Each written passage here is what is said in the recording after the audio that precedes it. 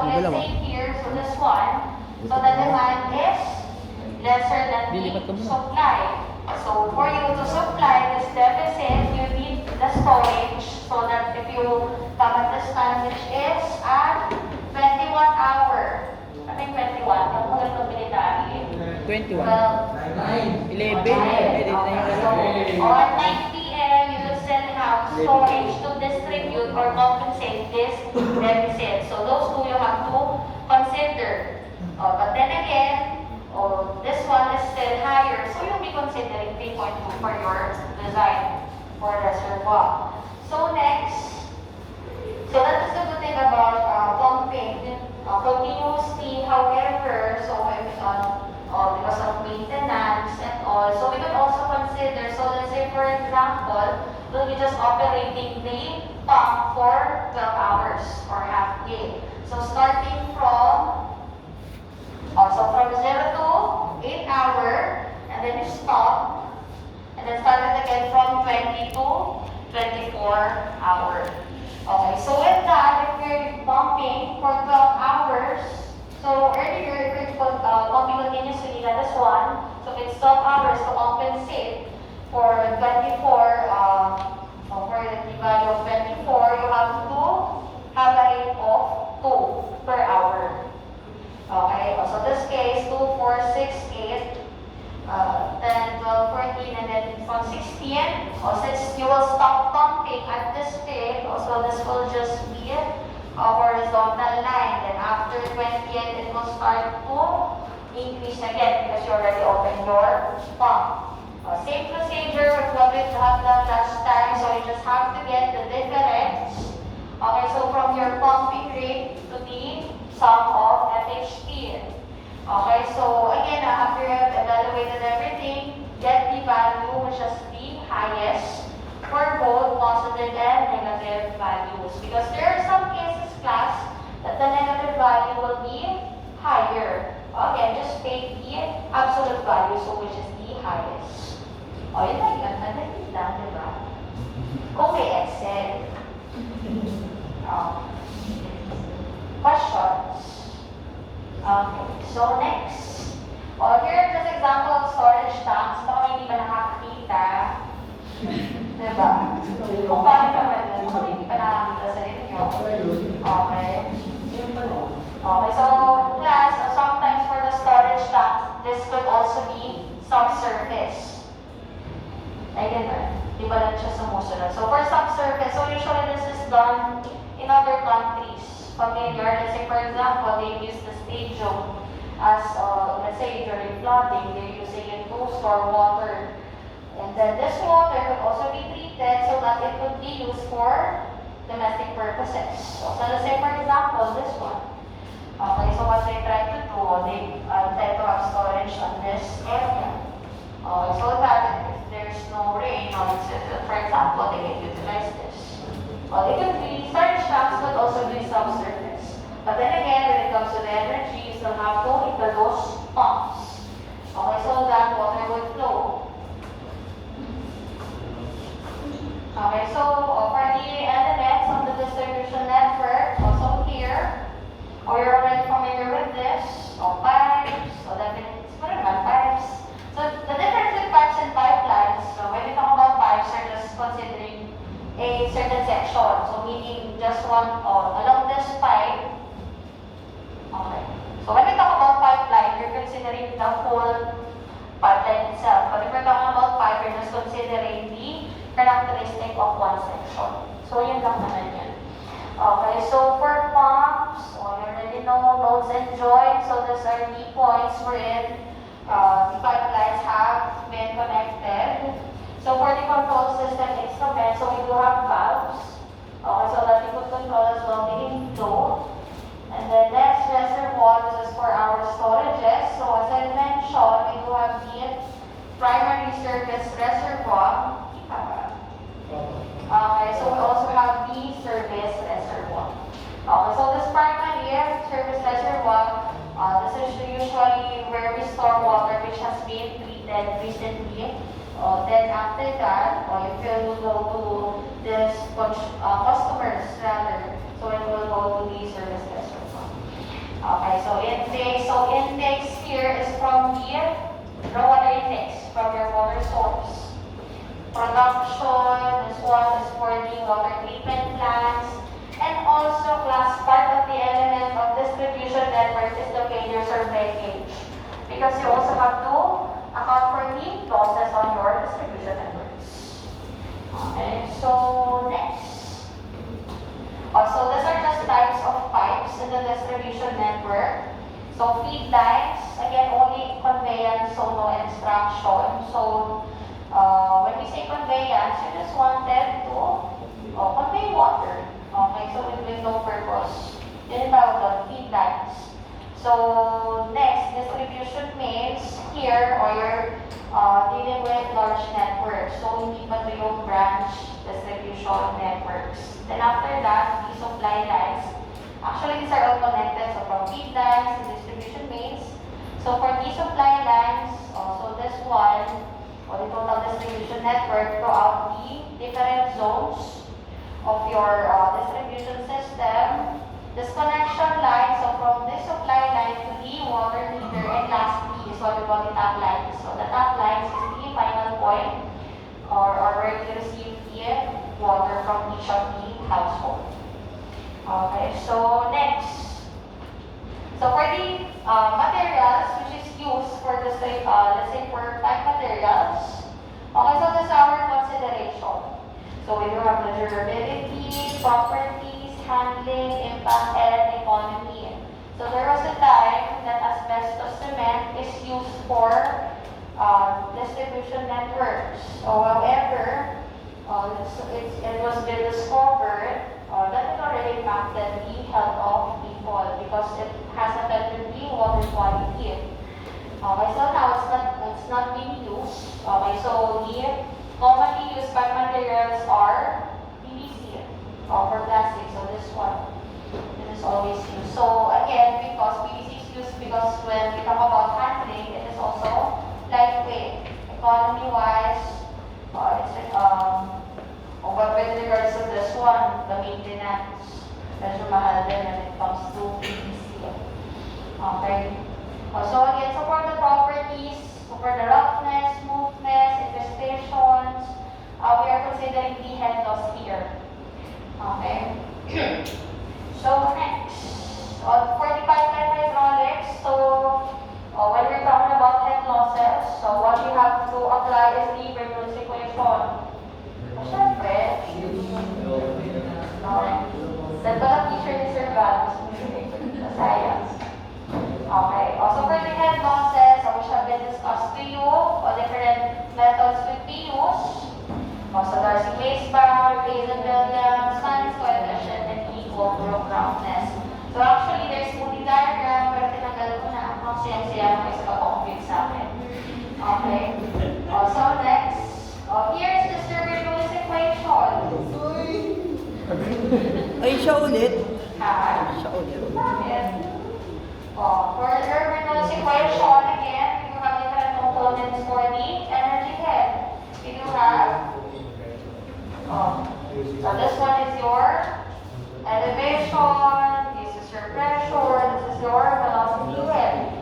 So here you can differentiate this one. So for the hydraulic pressure line, you are not considering the velocity head. So this could also be also known as piezometric head.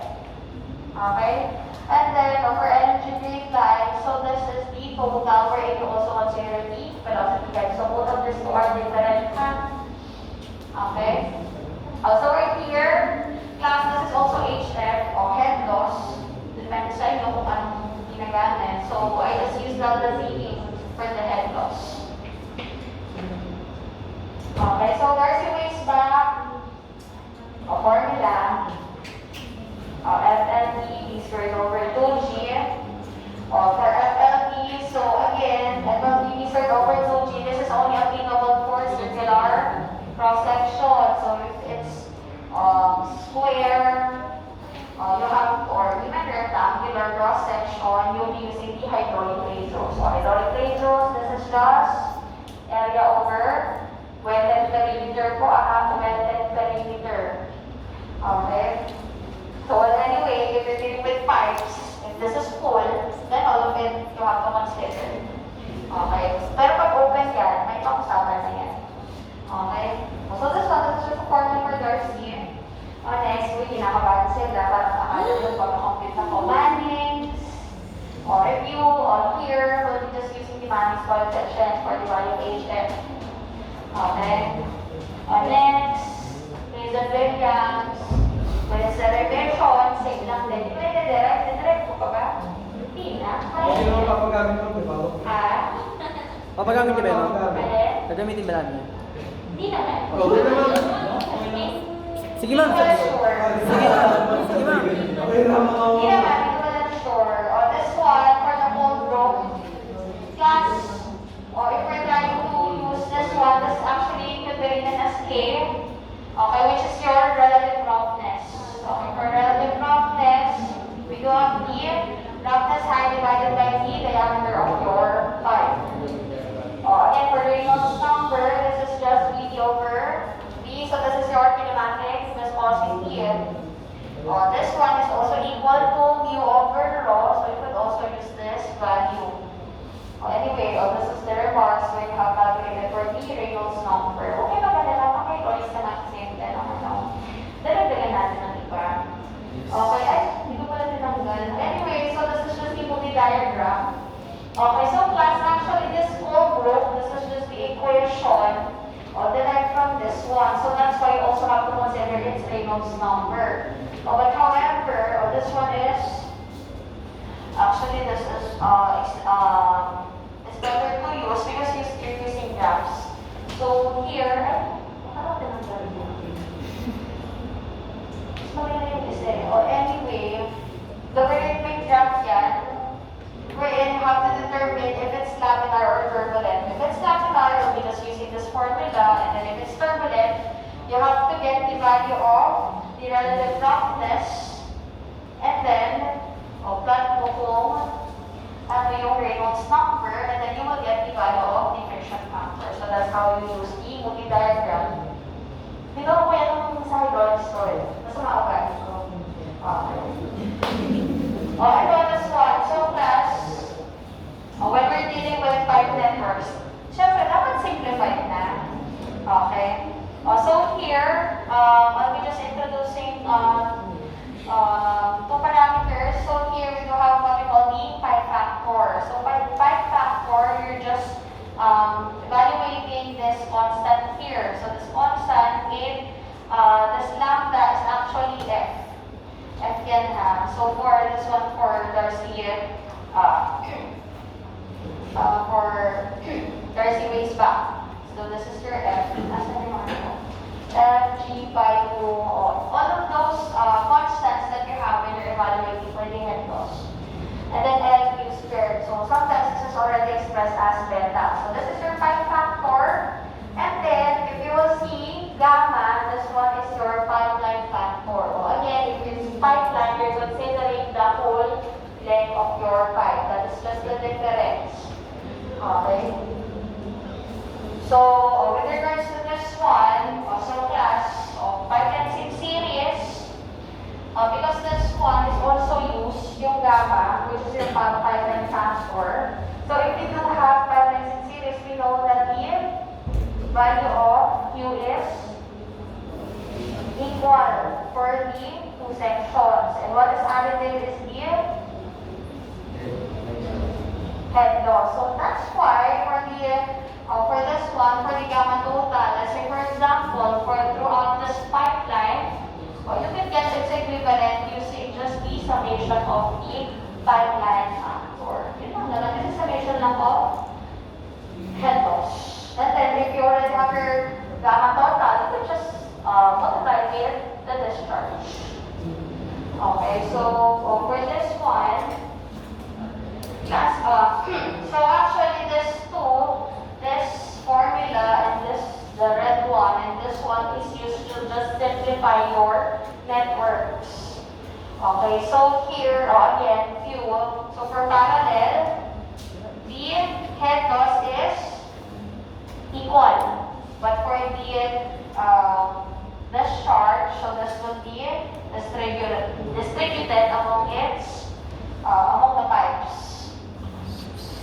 so in this case, so when we're getting the equivalent pipeline factor, we're using this equation. Okay, so you have to sum all of the pipeline factor, and then this into -2. Okay, so, yun, ito yung gagawin natin. Ha? Okay, anyway, I'll be giving you the value of beta lang. Okay, so here, what is, sige pag-isipan ko muna. Sinabi ko muna yung, midterm nyo. Pag nasikat ko yung midterm nyo, pag wala kayong computation ng quiz 5, alam nyo na. Okay? So, sige, pag-hilayin mo yung bagay-bagay. Also, here for the number simplification, so first thing that you have to do, you could convert all of the series 5. So, actually, similar with your electrical circuits. Diba? Bakit parang nasusuya na kayo? Suya. Bigay ko kay Sir Godless. Ha? Ha?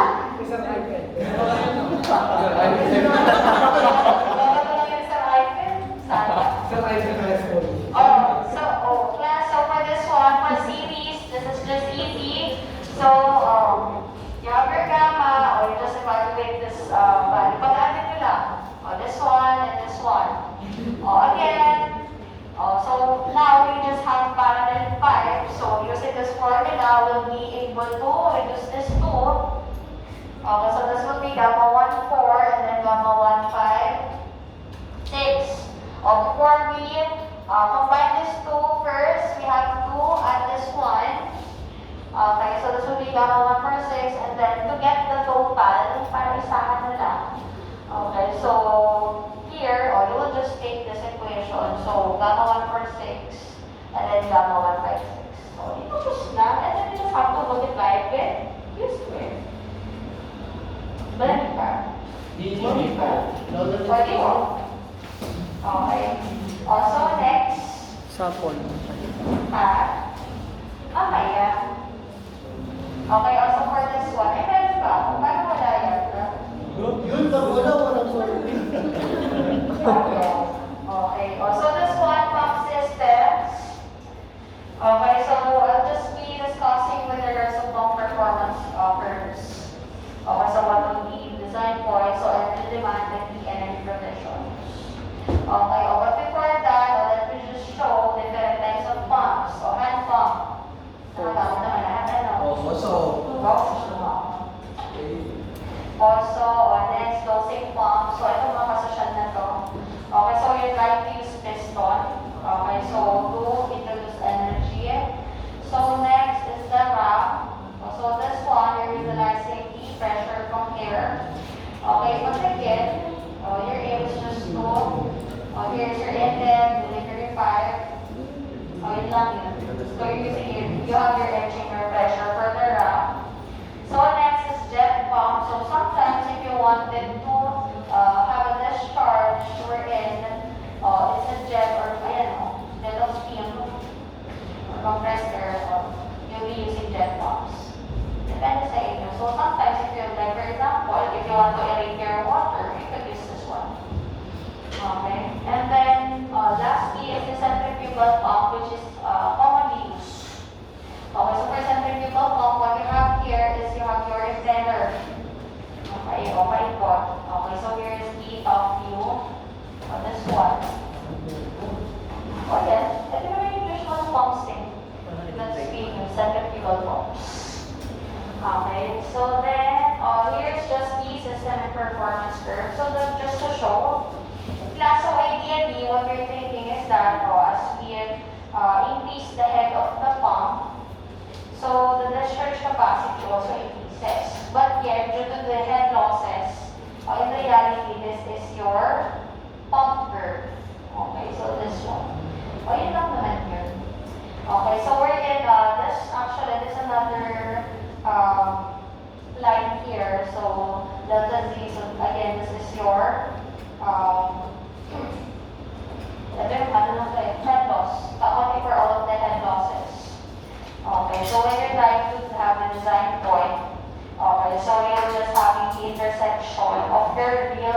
pump, performance curve, and D-system curve. Okay, so, hindi, just to explain, bakit hindi naman gagamitin? Okay, sige. The next, distribution network. So for the distribution networks, we could either have a branch network and closed circuits network. So sometimes, we do have these loops. Medyo mas mahirap para ganito yung scenario. This one. Dito muna tayo sa branch network. Okay.